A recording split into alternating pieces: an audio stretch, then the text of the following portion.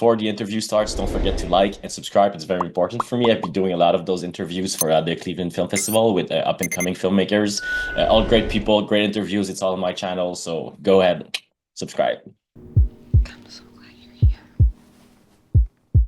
Thank you, thank you. Yeah, I'm so grateful to meet you and to have the opportunity to talk about the film. Thank you so much. Yeah, because I thought it was very powerful, very interesting short film because Oh, it's a thank big, you. heavy subject. So we'll talk about it. First of all, Lorraine, nice to meet you. Nice to meet you Before too. you, it tells the story of a woman looking back on her first pregnancy and also the echoes of a life-changing loss.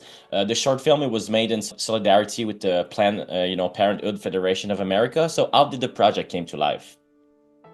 So it's a very personal story to me. It's an experience that my husband and I went through with my second daughter, but right before my second daughter, excuse me. So it was after my daughter was born that I started to have a lot of memories about the abortion and really, a lot of triggers that kind of were taking me back to the loss of that pregnancy. And it was this moment where I was feeling such happiness and love over the child that I had just given birth to, and then also simultaneously feeling that immense loss that we had experienced months before, or I guess a Yeah. year before. Yeah. Yeah, because I mean, it's obviously a very personal subject, but I didn't know it was so close, to you personally, because I also have like a very close friend who went through the same process in the past year or so, and you can tell how much it was affecting her. So, I mean, I guess you didn't need to make any research prior to that. You just knew how you wanted to approach it.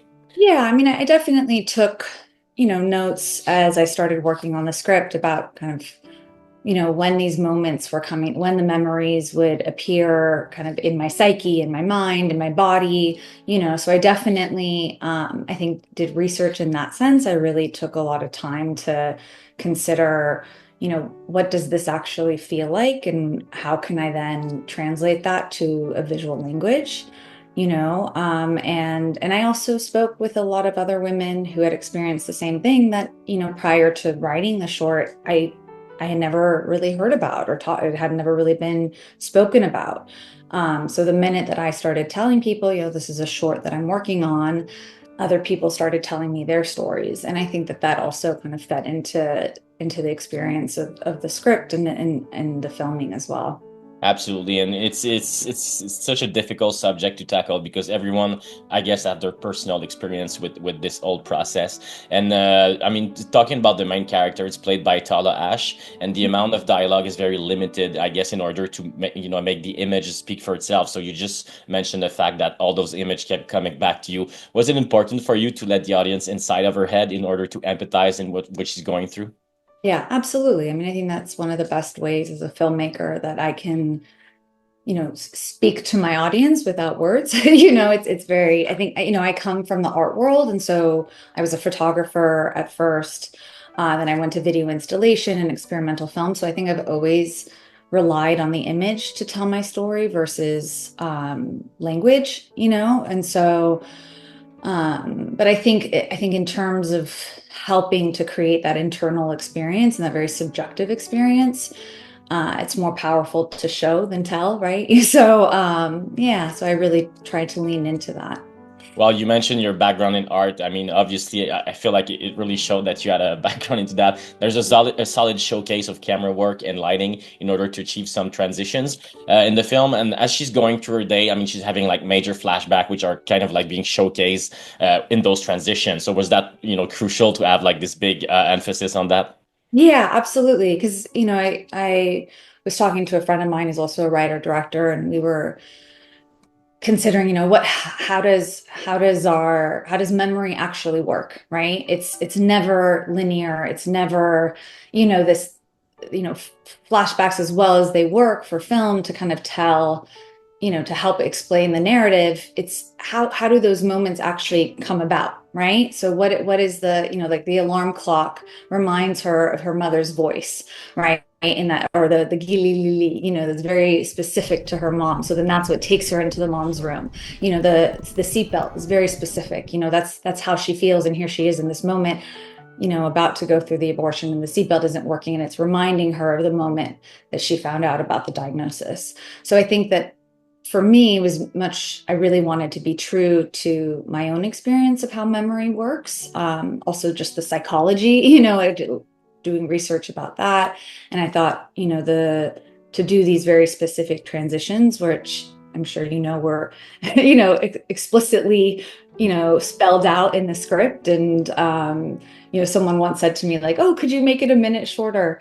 And I was like, no, everything is very, I wish it was that, but because the transitions are so, so specific, it would be very difficult to cut any of them. Yeah, and they're also, you mentioned the sound. It's heavily complemented by the sound design. It plays tricks on their brain at certain times, like juxtaposing those shots. But also in terms of the editing. So, what was your collaboration with your editor? Because I presume that he had to be involved in the whole process. Because you mentioned it's part of the script. So, was he like kind of aware it was going to be like this nonlinear structure? Yeah, so I made sure to have conversations with him before we went into production. But he actually lives out of the country, so it wasn't very he's in South America, so it wasn't very easy to kind of have him on set. I think that would be a dream for me in the future, would be to have an editor on set. But I did kind of speak to him, making sure that with my DP that we were getting everything that we needed in order for these transitions to work. So just, one or two conversations, but he was definitely helpful, and he himself is a director. So I think that helps as well. Yeah, and would you say that kind of like controlling the set, the decor, the light was the most challenging aspect of shooting it? Yeah, so everything was built, everything's practical. So I Mhm. had the most amazing production designer. His name is Danny Sistone, and he's a gem. I'm never letting him go anywhere. He's gonna be mine forever, and he knows that. But he just we got a studio or warehouse, I guess, in Burbank a month before we went into filming, and he built everything, and he was there building like 30 flats by himself before I forced him to get help. Wow. And it was a real collaboration. I had friends come and help us with the wallpaper that's on the walls in the mom's dining room, and he and I went to warehouses together, and picked out every single little item for the ants living room. And so while it was probably the most intensive part of the experience, and probably the most labor intensive, it was also a lot of fun, I but was it did gonna take say, don't you say it's part of the fun of making like a low budget independent film, like just trying to absolutely. problem solving all the time Yeah, and yeah. I having mean, friends. Yeah. yeah, and he was like he built the whole elevator. He built himself, the walls in the hallway. I don't know if you could tell, like when they were walking and they were coming in on him, like he really made all of what was in my mind come to life, and I'm so grateful to him for that. Yeah, and every single location were very important for how she felt at that moment. So it kind of was a challenge by itself. Yeah, absolutely. And he and I worked a lot also on color, and how each one of the rooms should be a different, kind of following the conceptual um, ideas that we had around color, and how that would work throughout the film. So being able to control that was very helpful. Lauren, it's kind of like you're reading my mind because every Oh, time am I I'm going to sorry? my next question, and it's exactly what I was gonna ask. Because there's a very monochrome and lifeless gray color palette at sometimes, and Yeah. other places it's very bright, it's very colorful. Because you can tell like there's this depression taking over, and you can fill them with the colors. So I was gonna ask, what was your approach with building the color palette? Yeah, yeah. Sorry, I don't mean to jump It's ahead. okay. Um, so yeah, we focused more on desaturating all of the experience of having the abortion. So from when they're in the car until really they get back into the car after the procedure, everything is in that gray tone. So their clothes, the walls, we made sure, even, we got a great car. Just everything had to kind of fit that environment that she the experience that she was having internally. And then we, for the, wait, maybe you would call flashbacks, we went from the very bright pink when she finds out that she's pregnant initially in the bedroom Yeah. to then the mom's room, which is more of an orange. And then we kind of get a little bit more desaturated with the kind of muted, like once she kind of gets the warning, it's more that muted mustard color. And then as she goes into the doctor's office, it's the more of that kind of putrid green color, kind of you almost see like I worked actually with in color to like kind of pull any color out of her skin as well in that Wow. Okay. scene. And then full circle back to the baby's room, when she's now, I don't want to give away the whole ending, but No, no, I know, but it's almost at that moment like my eyes were almost hurting because we've spent so yeah. much time. But I mean that as a compliment, by the way. Just Oh, like no, bring no, this yeah. this to life. And what would you say is the most important thing you wanted to pull off with Discharge? Like, would it be the performances from your actor, or just maybe the message itself? Because you kind of like want to get heard from what you, yeah, on your team there. Yeah, I think for me it was really about being truthful and reaching out to the community of both men and women who have experienced this and feel incredibly alone and feel a lot of shame over, um, possibly feeling shame over the experience, and just hoping that overall that Tala's, they'll be able to empathize and see themselves in Tala. And the same with Adam. I think it's been interesting to see how many men have actually come up to me after screenings saying like, wow, I've never seen a man in that situation. Hmm. And it really like hit me in a way I didn't expect. Hmm. Um, and I think it's important to open up the conversation and be talking about all aspects of women's health and abortion in particular, because I think, while we focus so much on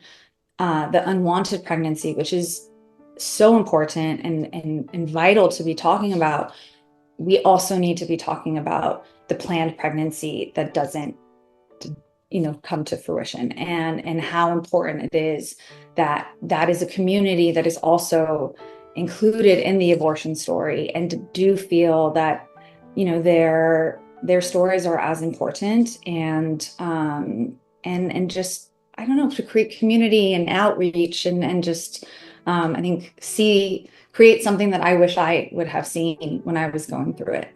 Hmm. Absolutely. I think, and I think you nailed it with Before You. And is that a message you want to carry on with SIMBELLE Productions? Because you launched your own production company, and I guess that's something you want to keep doing, right?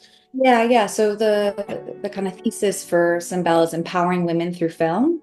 And SIMBELLE is actually named after my daughters. So it's a I mixture saw of their them. name on the credit, and I was like, "Is that Yeah, possible?" yeah. Yes, my little ones. And yeah, and just the idea that it's so important to have these female narratives that also have social impact. I think that's why we also collaborated with Planned Parenthood, because it was important that, they've also been known to have this very specific narrative about supporting, the unwanted pregnancy, but they also are very much there to support, a situation like mine. So to make sure that that gets out there, and yeah, just have it be a voice for women, and so that the next generation hopefully can see themselves, on screen, and feel connected to these characters. And I Well, think we're focusing primarily on narrative film, because I think narrative yes. film really can reach. Documentary is amazing, but I think narrative film reaches an audience in a way that's very specific. While also, I guess, trying to have fun as well on the set, because it's kind of Exactly. it's conflicting when you're like having those heavy subjects, but you're still able to have fun on the set, because that's also important when you're doing a film.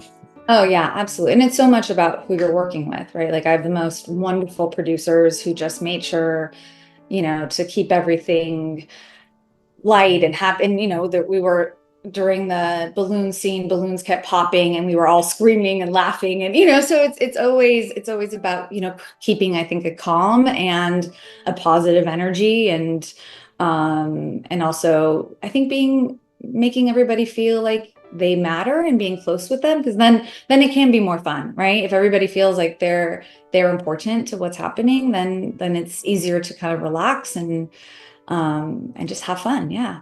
Yeah, and you mentioned your production designer, like he's not going anywhere.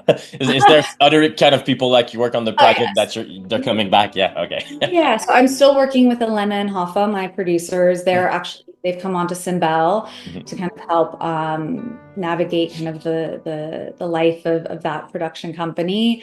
Ludo's amazing. Ludo's the DP. I mean, Tala is incredible. My husband and I saw her on Broadway in the play English just in March, and she is, I mean, an incredibly talented woman, and she's a heart of gold. And yeah, no, I mean, and Adam, I mean, it was a really positive, wonderful experience. But yeah, Danny definitely, he's not going anywhere, and Hoffa and Elena are wonderful. So I'm just I don't think there's anyone that I wouldn't work with again. It was really Awesome. wonderful. And I mean, I would say looking at your work, you're very engaged socially as a filmmaker, like in your teams. So I saw that you're working on a first narrative feature called Echoes, and also a TV series based on your Ukrainian great grandmother. Is that correct? Yes, that's correct. Yeah, yeah. So, sending out a draft right now of the feature to get some feedback and hoping that we can kind of go into development with that very soon. And that's a psychological thriller that takes place in the art world, which, as I mentioned, is, where I come from. So, and deals a lot with mental health and disassociation and, external expectations and how those kind of play out.